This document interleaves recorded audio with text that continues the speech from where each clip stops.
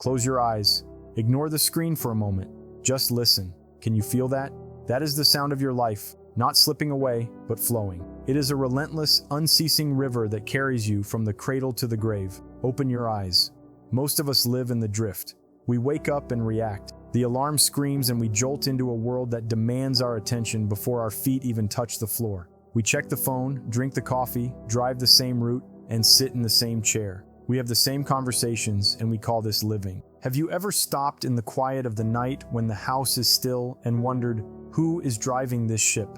We are obsessed with the spectacular. We look at the billionaire, the athlete, and the master artist, and we see only the moment of their victory. We see the gold medal, the IPO, and the masterpiece in the gallery. We think, one day, my moment will come. We wait for the lightning strike or the lottery win of destiny. But history whispers a different truth. The universe does not deal in lightning strikes. It deals in erosion and accretion. The Grand Canyon was not carved by a sledgehammer. It was carved by a river simply persisting day after day, year after year. This is the secret that sits in plain sight. You are not what you want to be or what you dream of being. You are what you do repeatedly. Your life right now, your health, your bank account, your peace of mind is not the result of one big decision. It is the sum total of your habits. You are a monument to your daily rituals. Let us talk about the math of the soul. There is a concept in finance known as compound interest. Einstein reportedly called it the eighth wonder of the world. Money begets money, but this law applies to your behavior as well. Imagine a plane taking off from Los Angeles bound for New York. If the pilot adjusts the nose by just 3 degrees south, a tiny shift barely noticeable on the dashboard, the plane does not land in New York. It lands in Washington, D.C., a continent away. That tiny adjustment is your morning routine. It is the extra 10 minutes of reading. In the moment, a tiny shift feels like nothing. This is the great trap. We fail because the immediate feedback of a good habit is usually silence. If you go to the gym today, you will not see a Greek god in the mirror tonight. If you save $10 today, you are not a millionaire tomorrow. The world gives you no applause for the single act. Conversely, the world gives no immediate punishment for the single error. If you eat fast food today, you do not have a heart attack tonight. The cost of a bad habit is delayed, and the reward of a good habit is delayed. So we drift. We choose immediate comfort and dopamine. But listen closely. Time will magnify whatever you feed it. Time is the multiplier. If you are on a good trajectory, time is your ally. If you are on a bad trajectory, time is your enemy. 10 years from now, you will arrive at a destination that is inevitable. Will it be a destination you chose, or a shipwreck caused by 1,000 tiny leaks you ignored? Identity is the core. Every action you take is a vote for the type of person you wish to become. When you write one page, you cast a vote for I am a writer. When you pick up the violin, you cast a vote for I am a musician. Whatever you repeat, you reinforce. Neuroscientists call this long-term potentiation. Neurons that fire together, wire together. Imagine walking through a dense forest. The first time is slow and painful as you hack through brambles, but the next week, a dirt trail forms. In a year, it is a highway. Your brain wants to turn behaviors into automatic software. If you practice anger, jealousy, or laziness every day, your brain builds a highway to those emotions. You become a master of your own misery automatically, but the reverse is where the magic lies. You can sculpt your mind and carve new canyons in your gray matter. You are not a fixed object. You are a process. Stop saying, I'm just not disciplined. These are not biological facts. They are calcified habits. Stories you have repeated until they hardened into concrete. Transformation does not begin with a grand epiphany. It begins with the humility to do one small thing correctly, again and again. We must master the point of entry. The greatest lie is that we need motivation to act. Motivation is a fair-weather friend that leaves when the rain starts. Consider a steam locomotive. When sitting still, a single wooden block can prevent it from moving. But once it builds momentum, it can smash through a reinforced concrete wall without slowing down. The hard part is the transition from stillness to motion. Lower the bar. Use the 2-minute rule. You do not set out to run a marathon. You set out to put on your running shoes. You do not write a novel. You write one sentence.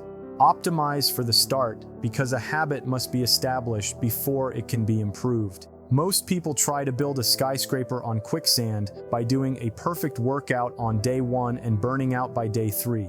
Build the foundation. Master the art of showing up.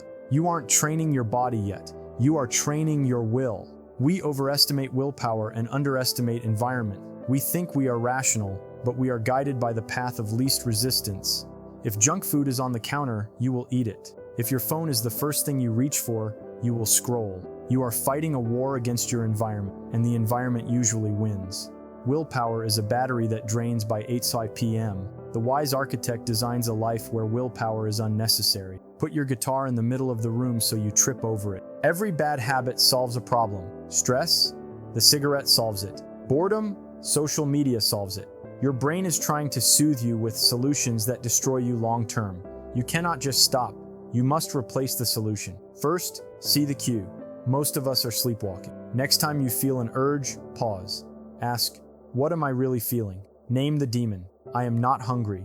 I am bored. And the demon loses power. In that gap between stimulus and response lies your freedom. The craving will scream like a toddler denied a toy. Let it scream. Sit with the discomfort. You are the shore, and the craving is just a wave. This is the crucible where the old self dies. There is a place where dreams go to die called the Valley of Disappointment. We expect progress to be linear, but the universe is exponential. Imagine an ice cube at 25 degrees. You heat it to 31 degrees and nothing happens. You feel like a failure. But at 32 degrees, it melts. It wasn't the last degree alone. It was the stored energy of all the degrees before it. Most people quit at 31 degrees. They work out for a month, see no change, and stop. They are standing inches from gold, but the wall looks just as thick. Your work is not wasted. It is being stored. When the breakthrough comes, it will look like an overnight success to others, but you will know the truth about the days spent at 26 degrees. Perfection is a trap, a rigid statue that shatters when it falls. Be water instead. The master is not someone who never fails, but someone who never fails twice. If you miss a day, it is an accident. If you miss 2, it is the start of a new habit. Do not slash the other 3 tires because you got 1 flat. Judge yourself by how quickly you recover, not by your worst day.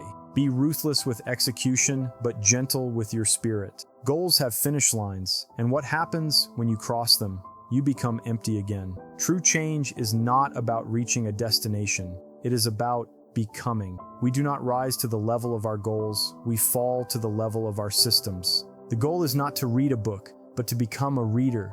The goal is to be someone, not just do something. This is the architecture of the soul. It is humble work done in the early mornings when no one is watching. It is done for the quiet satisfaction of mastering the only thing you truly own, yourself. Tomorrow morning, don't think about the mountain. Just think about the first step. Put on the shoes, open the notebook, build the habit, trust the process. Watch as the invisible builds the visible. Your brain is the ultimate architect, but it needs a blueprint. 2026 is a construction site. If you don't provide the plans, the world will build a slum out of your potential. Every time you choose the harder path, you are reinforcing the warrior identity. This is why 4 a.m. matters. It is the ultimate vote for who you are. When the world is silent, your true self is loud. Listen to it. Use the silence to audit your energy leaks. Where is your power going? Are you spending it on people who only take? Stop negotiating with your lower self. You are a dictatorship, not a democracy. When the alarm goes off, there is no vote. When the work starts, there is no debate. Greatness is a default setting you must program. Rebuild your mind like you would rebuild a failing company. Cut the waste, automate the essentials, and focus on the high-value tasks. You are the CEO of You Inc., and your legacy depends on the quarterly reports of your daily habits. 2026 is waiting for the master architect. Don't die before your death. Most people are ghosts in the machine, going through the motions without a spark. Wake up. Feel the blood in your vein. That rhythm is a drum of war. Go to war for your discipline. Go to war for your focus. Every rep, every page, every no to a distraction is a victory in the only war that matters. The sun is rising on a new version of you. The old you was a rehearsal. The real you is the performance. Take a deep breath and look at your hands. They have the power to create, to build, and to change the world. Look at your feet. They can carry you to the summit.